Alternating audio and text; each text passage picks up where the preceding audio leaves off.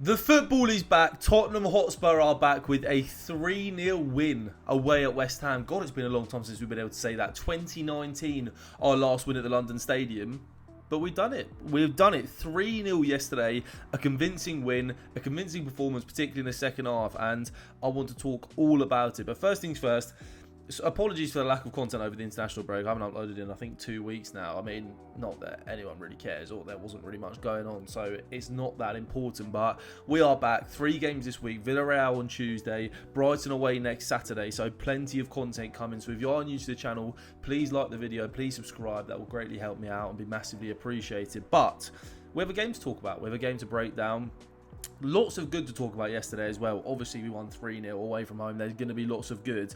But just the vibes were top. Beating West Ham away, beating one of your rivals away from home. Nothing really beats it in football. I'm jealous of everybody that was there yesterday. I've just returned from a holiday in Greece, which was rather lovely. Feeling rested, feeling relaxed, feeling especially relaxed given Tottenham Hotspur have won. We're second in the league and I can just enjoy the rest of the footballing weekend and on into the Champions League next week. But let's just get straight into it, because the first half was fairly uneventful yesterday. I thought West Ham were decent in the first half. They set up in their shape.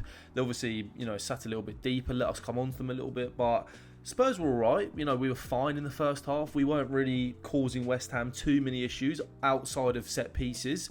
But we were doing all right. And the first clip I got is something that I saw a couple of times in the first half, and I think it's something you'll see more and more if Xavi Simons is played out on the left-hand side, which I think you'll see quite regularly this season. I think you'll see a mix of him playing in the 10 and of him playing out on the left-hand side. He's spoken about in interviews the fact that he likes to do both, and he was facing up Kyle Walker-Peters, who I thought actually defended him quite well, by the way, really nicely at times in the first half, and then driving it inside the pitch. You're going to see that as a consistent theme, and I think the thing that I'm excited to see is Destiny Udogie back in the team, making those overlapping runs. Because the thing about Jed Spence, and I love Jed Spence, and I thought he was a fine yesterday. He did well, and I think he's a brilliant footballer. And there's absolutely going to be plenty of games that Jed Spence starts in for Spurs this season that I'll be happy with. But in a game like this, when you've got a player like Xavi Simons out on the left, and he's driving infield, he's looking to come inside and create in those sort of half spaces in between the lines, etc., or trying to get shots off in these spaces.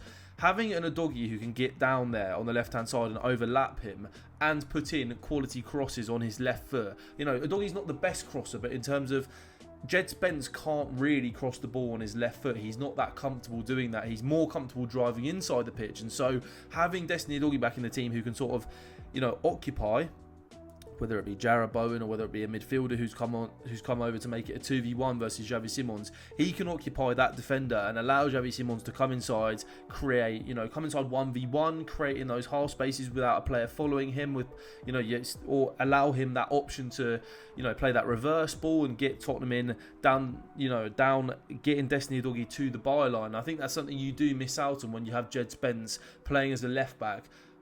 Compared to Destiny Udogie, and I think it's just one of those things where I think if you've got Xavi Simons on that left-hand side, I think playing with a player like Udogie would be preferable moving forwards. Whereas, if Xavi Simons is in the 10, if you've got a player who is going to hang a little bit wider out on the left-hand side, for example, a Wilson Odobert, I think Jed Spence is the better option in that left-back area. But I just want to talk about that because I think that happened a couple of times in the first half, and I think Jed Spence, that is potentially an area of his game that I would be looking to improve, is getting round on the outside. And he does do it, but then very often he'll win a corner, or his cross will get blocked by the first man, or he won't quite sort his feet out, or he'll look to cut back inside. And I think, Udogie will improve that on that left-hand side. But it was positive to see Xavi Simons driving inside the pitch, looking to create things. He got this shot off, which I think went behind for a corner, deflected off Kilman's head. But the signs were there all day with Xavi Simons that this guy's super talented. A couple of the touches, a couple of nutmegs in there, a couple of really nice bits of link-up play, a couple of times where he was drifting into those half spaces, picking up nice positions. But I don't think we've had a player like Simons in a while who is going to sort of pick up those sort of areas and look to be found when you might not necessarily think that he is there to be found, but because he's so technically sound and he wants the ball in those areas, in those tight areas where he can wriggle away from 2-3 players. I think our midfielders and defenders need to get more used to finding him in those areas, and it's absolutely going to come in a big way with Xavi Simons. So I'm so confident on that. But getting into what properly happened in the first half, the proper things, I was so frustrated. I was watching the game in the airport on my phone, And I was literally seething in the airport. People must have thought I was an absolute weirdo. But I mean, the referees and the VAR, it's just so bad. It's so bad. And, you know, you don't want to dwell on it too much. And luckily, we didn't have to talk about this in a big way after the game because we won the game. So it was sort of less relevant. But the fact that they gave this as a foul by Mickey van der Ven on Kyle Walker-Peters was an absolute disgrace. Like, one of the worst decisions you'll see in the Premier League this season, I promise you. Christian Romero scored a perfectly good goal and they chalked it off. Mickey van der Ven is being shoved by both the goalkeeper and Mateus Fernandes into Kyle Walker-Peters. Mickey van der Ven does not shove Kyle Walker-Peters. He is being shoved into him. Walker-Peters dives over onto the floor. Yes, there's a bit of contact from Mickey van der Ven. You can see his hands on his back, but he's not shoving him. It's not a shove to the floor, and Walker-Peters makes the most of it, and the referee just buys it. He just falls for it. There was another one. There was another one in the first half as well. Sorry, allow me to just sort out my microphone quickly. There was another one in the first half yesterday as well where Jarrod Bowen was in a bit of trouble near the corner flag. He had Lucas Bergvall pressing him, you know, looking to, you know, put pressure on him. Jarrod Bowen would have cleared the ball. We'd have got the ball back, hopefully. And Jarrod Bowen just lunges himself into Bergvall, and the ref just buys it straight away. And the linesman is right there to see that it's a dive and just doesn't give it. There were plenty of little small fouls that didn't go away. And like I said, that is just a disgraceful decision. That should have been 1-0 to Tottenham Hotspur. There was also one where Mickey van der Ven was rugby tackled over in the penalty area. More of a foul than this was, and we didn't get a penalty for it. There was a VAR check and we didn't get a penalty for it, which, again, if you're going to give that one, then you absolutely have to give us a penalty. So, I mean, technically, we should have had a goal and a penalty in that first half. But look, that was frustrating. And heading into the second half, I was thinking, right, we cannot let this sort of get on top of us. We can't let that annoy us, frustrate us, and let West Ham get back into the game or get a foothold in this game at the start of the second half. But it was a fantastic response, start of the second half. This corner, you could tell when Sarr scored the corner, Bergvall, Paulinho and Tell were running away, pointing over at the Spurs bench, at the staff, indicating essentially that that was straight out of the training ground, that was straight from the training ground. And you can see Lucas Bergvall there blocking, I don't know who that is, one of the West Ham defenders. That might be Juve, actually. Blocking him off. Paulinho there blocking off Thomas Souček. And Sarr just sort of drifting around here to the back post. I mean, I don't know why West Ham, I don't know why sort of James Ward-Prowse is not looking to go back in there and pick him up or whatever. But...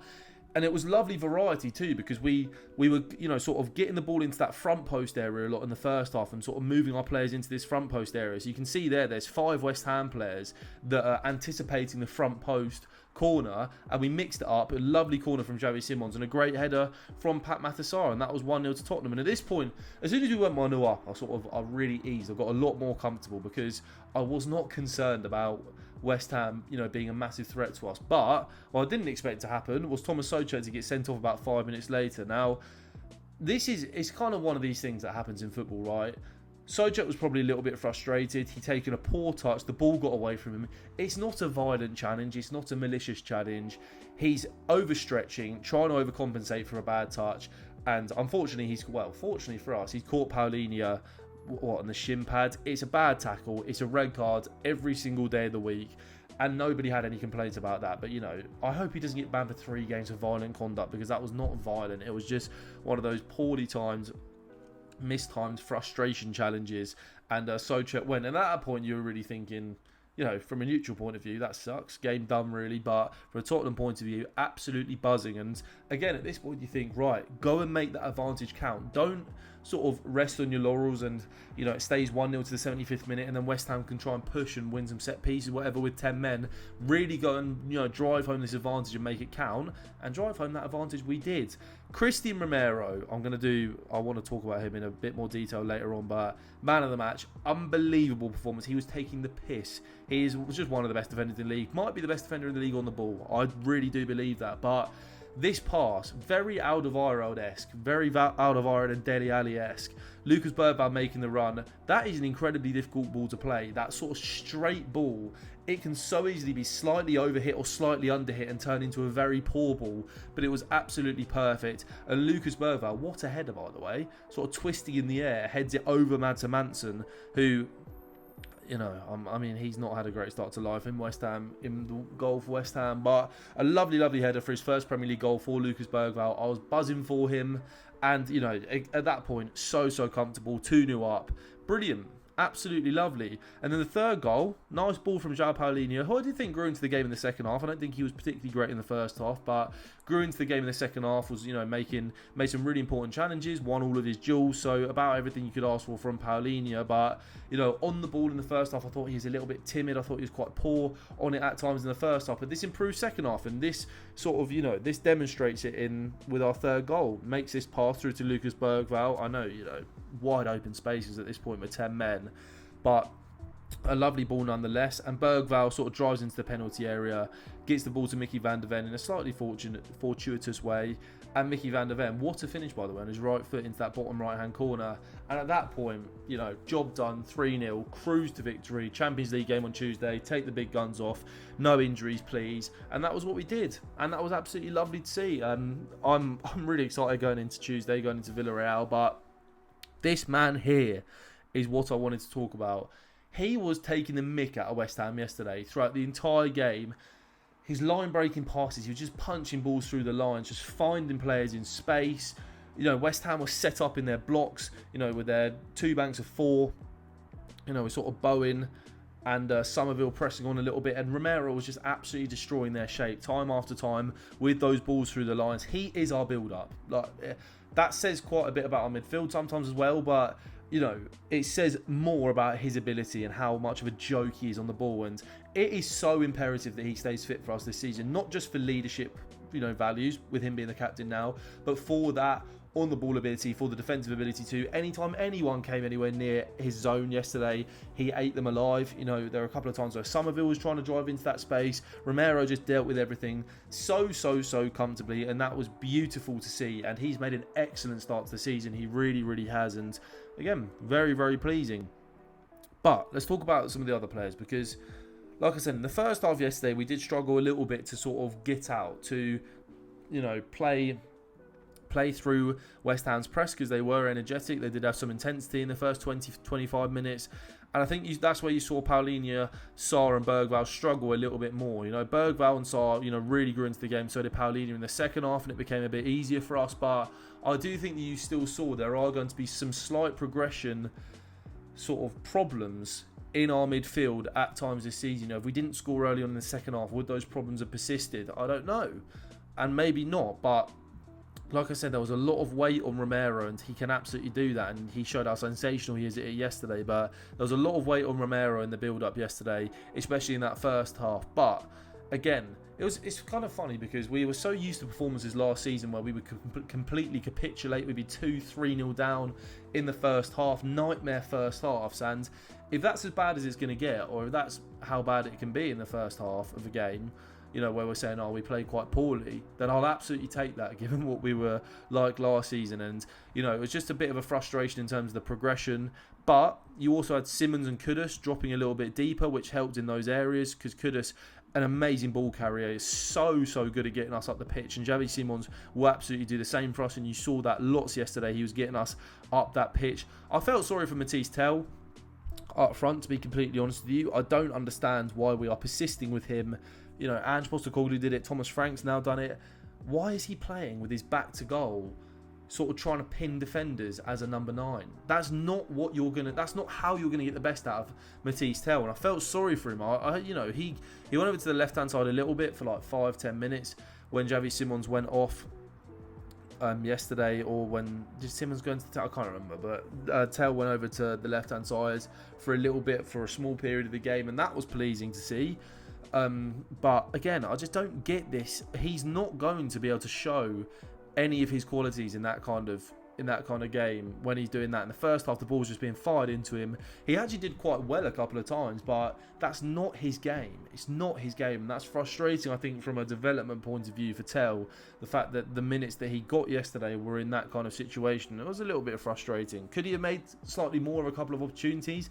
Potentially, but, you know, in a game like yesterday's, I mean, somebody like a Dominic Solanke is just going to be so much better served in that kind of role. You might see Simons drop into the 10 at times this season and have, you know, our front fours looking like that, and that will just benefit all the profiles in there, I think, a little bit more. But didn't do badly, all things considered. Mickey van der Ven was great yesterday. you know, just again, the defence was solid, didn't really have loads to deal with. Jed Spence got caught once in behind by Jarrod Bowen where he gave away a foul and got a yellow card, but apart from that, just Jarrod Bowen really got nothing against him. I thought Porro did well. Porro won his duels, you know, he's good on the ball, put in a really, really nice ball for Mohamed Kudus in the last sort of 5 minutes when Kudus was really on that sort of rampage to score. He really wanted to score against his former club, and it was an unreal save from Madsen Manson, sort of point blank from Kudus from a lovely ball from Pedro Porro, and you know there was some good quality coming into the box from Pedro Porro yesterday. But all in all, I mean, Lucas Bergvall was probably next in line after Romero for the Man of the Match awards. Did actually win the Man of the Match, but my personal Man of the Match would have been Romero. But you know, a goal and assist, so lively. There was one moment as well where he sort of slalomed in between 2 or 3 West Ham players and just completely evaded the press and played it forward, and Spurs broke, and it was just like, wow. Like, what you have here in this 19-year-old kid is truly, truly special. I mean, it's ridiculous. And with Sarr and Bergvall and Archie Gray and others, our midfield is sorted for years and years to come. It really is. And Lucas Bergvall's performance yesterday was super pleasing. And when he's on it, when he's fully fit, he is not droppable from our starting 11. He plays in our best team. Absolutely. I think everybody knows that. Our player of the season last year. But look, all in all, very, very pleasing performance. We go on to Tuesday. Hopefully more of the same. Hopefully a win to kick off our Champions League campaign. And yeah, that's it really. Very, very pleasing. Let me know in the comments what you thought, obviously, of the game, what you thought of our performance, what you thought of Frank, what you thought of how we set up. I think, you know, there can't really be any complaints with how we set up. It was, you know, 3-0 win. Set pieces were very, very threatening. Did we create loads outside of set pieces? No. Did we need to? No. You win games in different ways in the Premier League, and we're second in the Premier League, 3 wins out of our first 4 games. Moving into Brighton next week, and that's going to be a test, Brighton away. It really will be a tough place to go, but I'm confident. I'm confident we can get something out of the game. So yeah, like, subscribe if you are new to the channel, and I will catch you in the next one. Adios.